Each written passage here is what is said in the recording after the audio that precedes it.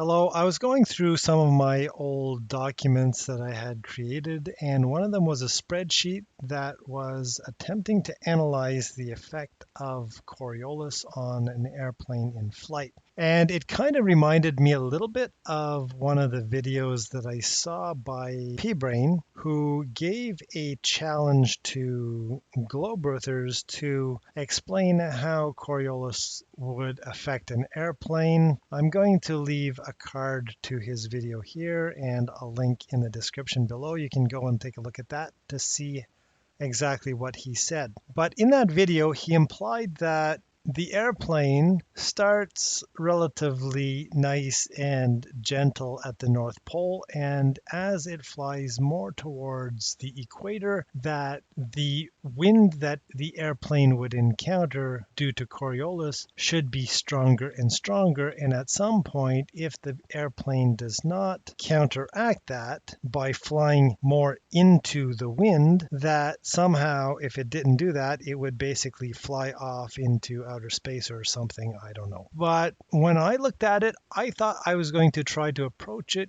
in a more analytical sort of way and just sort of try to think the problem through rather than to try to apply my preconceptions and my biases to the problem in order to try to discredit it. If we approach the problem as a what if the Earth is a globe and the Earth rotates as the globe Earth model predicts? What would the effect of that rotational inertia applied on the airplane due to the airplane's path in flight? So we can imagine that if the Earth is a globe like this, that the greatest speed would be at the equator, and that as we go south or north of that, that the speed must be less. We've got an Earth radius indicated at 6,371 kilometers. And with that, we can calculate the distance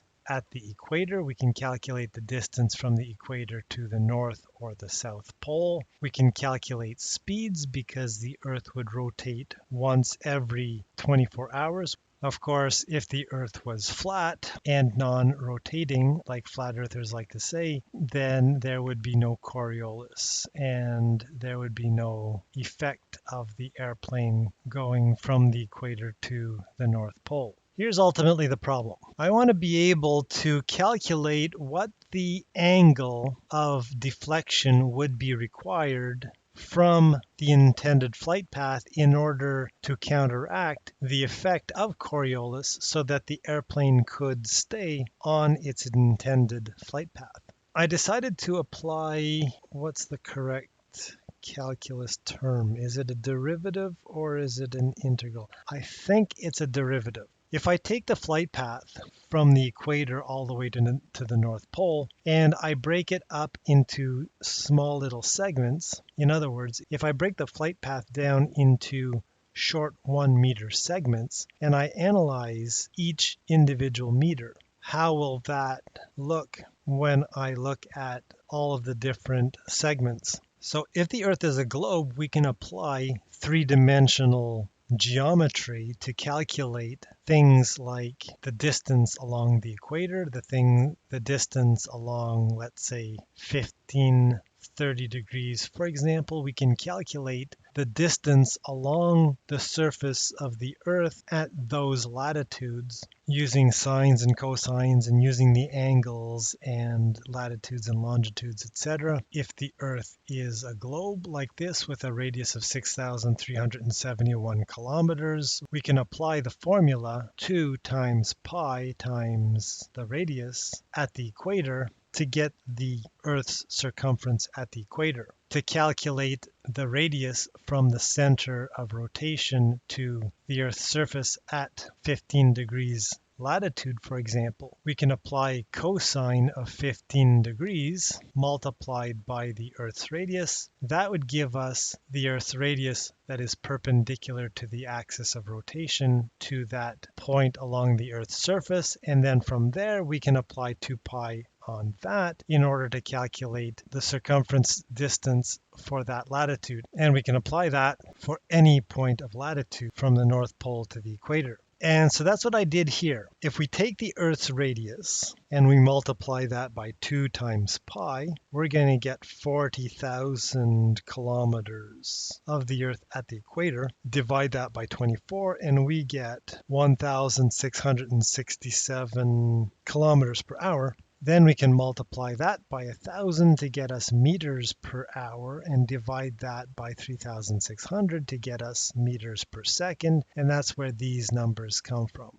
So if we are at the equator and we go 1 meter due north and we recompute the circumference, divide that by 24 to get us kilometers per hour, and then convert that back into meters per second, a difference of 1 meter from the equator towards the North or the South Pole is going to be a difference of 2 times 10 to the negative 12 power meters per second. So that's the difference from here to here. So if we are going at this velocity at the equator, 1 meter closer to the North Pole, the ground is going to be moving 2 times 10 to the negative 12 meters per second slower. And if we maintain that speed that we were going at the equator, 1 meter towards the north, that means that we will have drifted to the right by some factor, which is partly going to be based on our speed and our mass and all of that other stuff, which I will get to later. But we will have drifted off to the side by some amount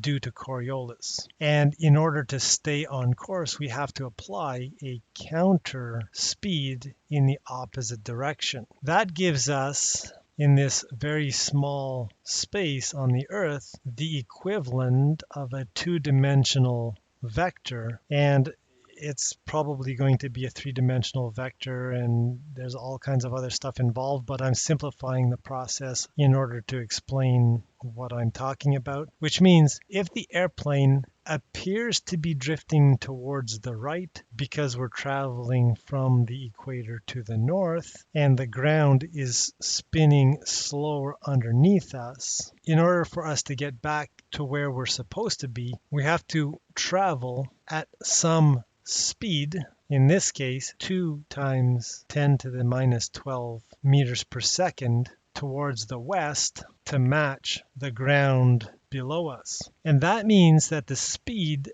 and the direction the airplane needs to travel is going to be faster than our intended flight path ground speed and has to be more towards our left or more towards the west in this case, so that by the time we get here, the ground will remain below us. So keep this diagram in mind as I go over my spreadsheet that I have created. I'm going to make this spreadsheet available in the description below, so you can go and chase that down. I have a tab here, which is the globe Earth model, and I have a separate tab, which I'm going to cover in just a minute, which is going to be the flat Earth model. So for now, let's just look at some of these values. Earth radius is 6,371 kilometers. The distance along the globe Earth is going to be pi times the Earth's radius divided by 2. Pi times radius would be halfway around, so I have to divide that by 2 again to get me the equivalent of 90 degrees of the full 360 degrees. The circumference around the equator is 2 times pi times the radius.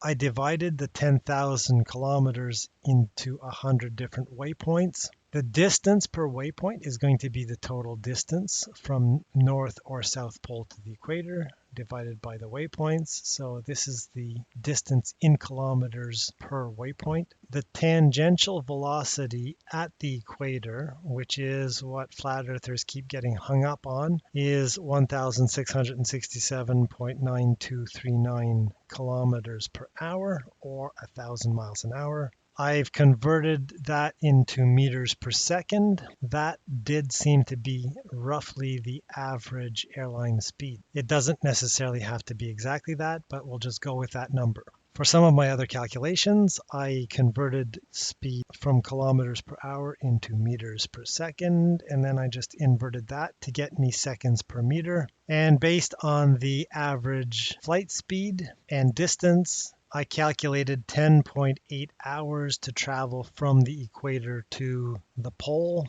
and I'll explain what this number is in just a minute. So here, let's start looking at some of these other numbers. This column represents the distance to each of the waypoints. So in 100 waypoints, I go from the North Pole to the equator. The flight time is going to be the distance multiplied by seconds per meter. And then I just do a few more calculations to convert that into a time that Google Sheets can then format as elapsed time. This column represents what this number contains. It is going to be this many meters closer to the North Pole than this one.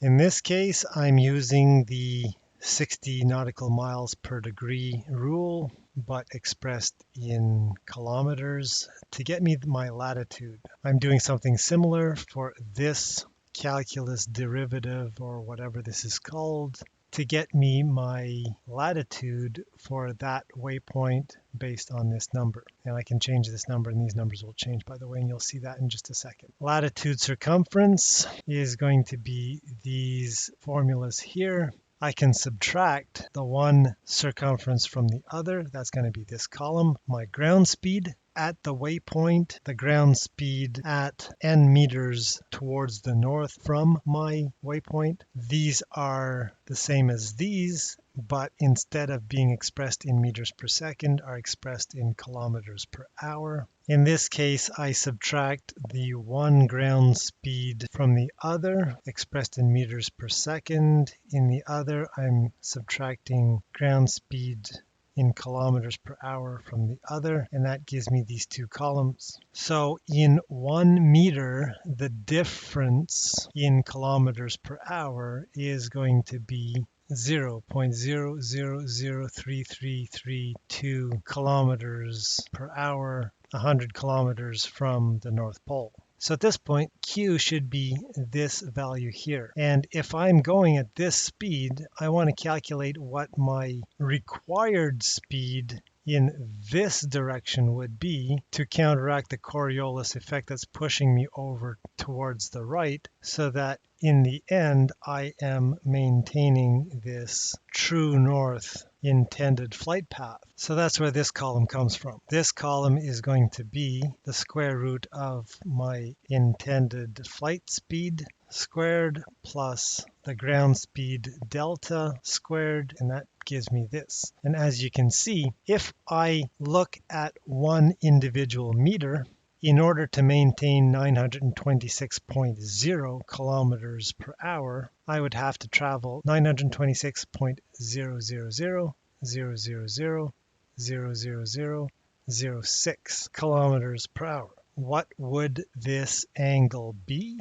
The arctan of my due north ground speed versus the ground speed delta of the Earth shifting beneath me. That gives me an angle of 0.000020618644427 degrees.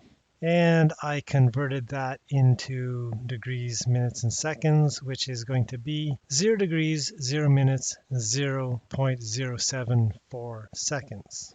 That's the kind of math that I did for each of the waypoints all the way to the equator. So in the spreadsheet, I had started from the North Pole and I worked my way to the equator. If we start from the equator and work our way to the North Pole, it would be something like this. And wait a minute, why are the angles getting bigger the closer we are to the North Pole? That does not fit with flat earthers' preconceptions and presumptions. They seem to imply that the closer we are to the North Pole, the less of a correction has to be applied. And according to my math, the closer we are to the North Pole, the greater the correction has to be applied. So I made a few graphs, and sure enough, by latitude, if we look at the difference in ground speed in meters per second versus latitude, we can see that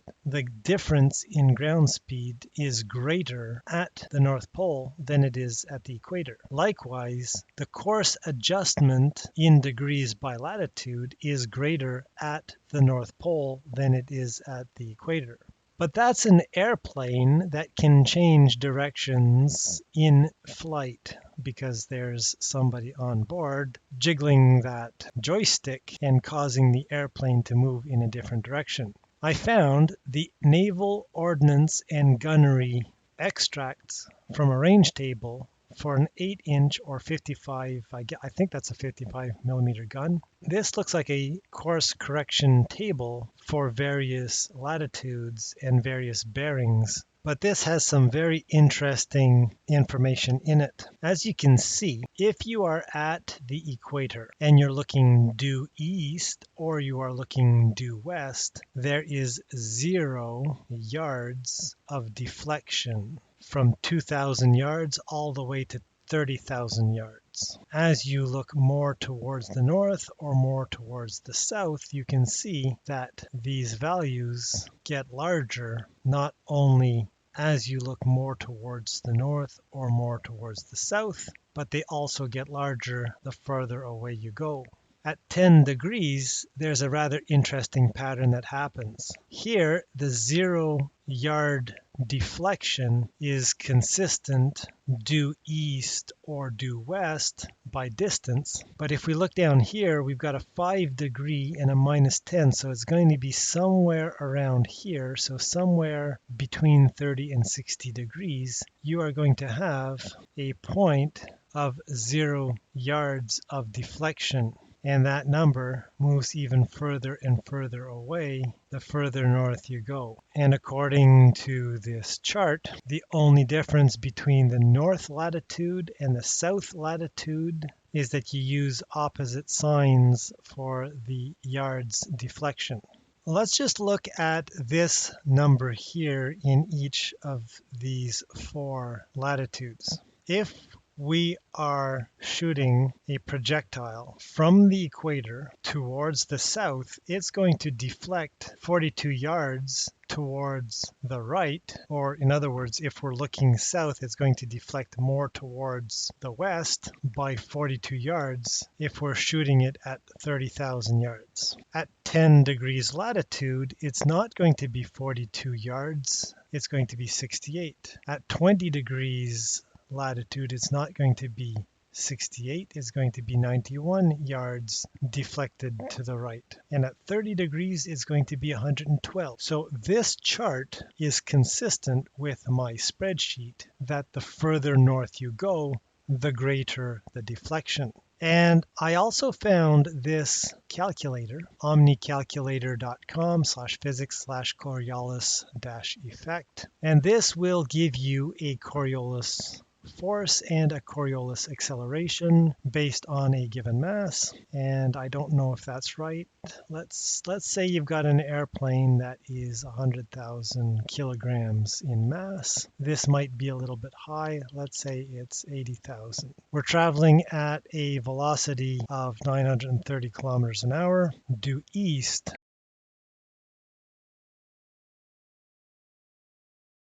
From the equator, there's going to be 0 newtons of Coriolis force applied to the airplane. At 10 degrees north, we have 521 newtons of Coriolis force. 20 degrees, we have 1,000 newtons of Coriolis force applied to the airplane. 30 degrees, we have 1,500 newtons of Coriolis force. So once again, this is another tool that correlates with my findings that the Coriolis force is less of an issue at the equator than it is at the North Pole.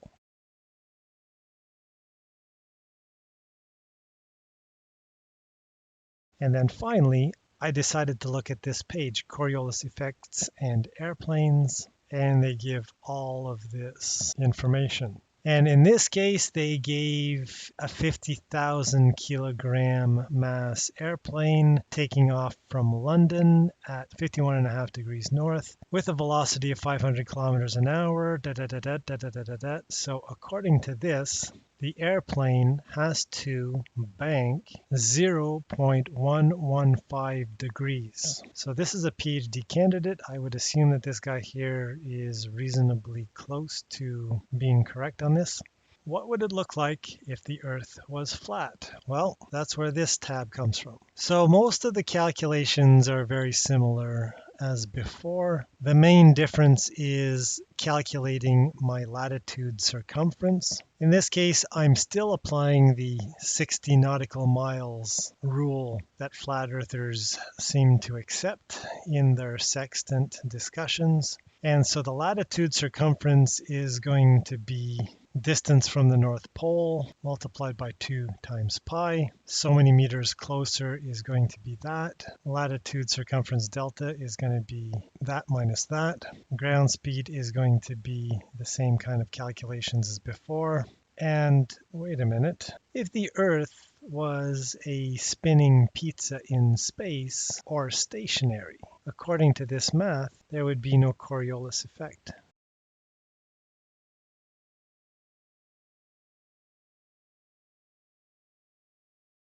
And sure enough, that's what these graphs would look like. So there is one more thing I would like to show, which is the effect of changing the resolution of my derivative, I guess, if you can call it that. If I change the granularity of each of those segments, dividing the flight path, instead of looking at 1 meter difference, what if I were to look at 10 meters or 100 meters or 1,000 meters? How would that affect these graphs? Well, I can try 2 meters. These numbers do change, but the general slope and the general curve seems to stay the same. What if I were to try 1 kilometer?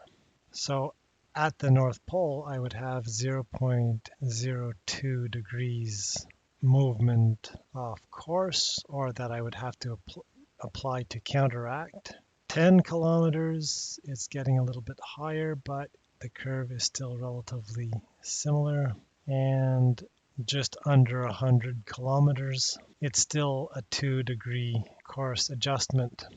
So what does that mean? At this point, I feel that I'm close, but not close enough to be able to properly derive a model that would explain the forces and the shift or the drift of an airplane due to Coriolis effect by traveling from the equator to the North Pole. But I have independently derived a similar model backed up both by the Naval Ordnance and Gunnery Fire Control Manual and by a PhD candidate that says the effect of Coriolis on an airplane is less of an issue at the equator than it is at the North or the South Pole, whereas flat earthers look at the 1,000-mile-an-hour ground speed at the equator and somehow think that it is more of an issue at the equator, so they have it backwards. That's going to be it for this video. Thank you for watching. If you made it this far and you like the content, I really would appreciate the thumbs up, the subscribe, the comment below. It does help the YouTube algorithm. And with that, I'm going to see you again in another video at some point soon enough. So bye for now.